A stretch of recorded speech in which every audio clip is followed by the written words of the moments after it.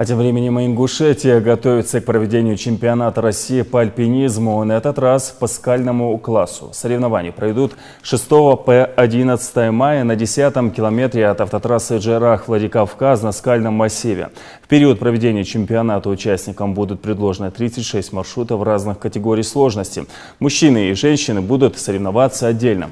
Уже 5 мая ожидается заезд участников, всего около 15 команд из разных регионов страны. Место для проведения соревнований выбрано идеально, тратить много сил на подход к скалам не надо, отмечают организаторы.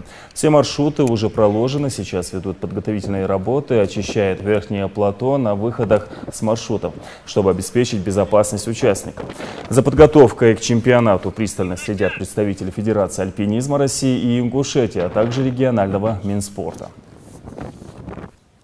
Маршруты уже давно проложены. Сейчас происходит следующее,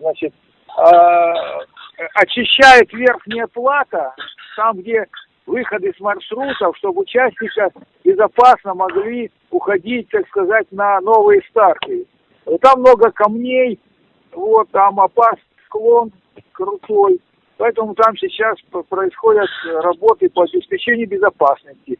И потом еще каждый маршрут надо пролезть еще раз после зимы, посмотреть, в каком он состоянии. И сейчас происходит тестирование для того, чтобы сделать адекватные рейтинги всех маршрутов.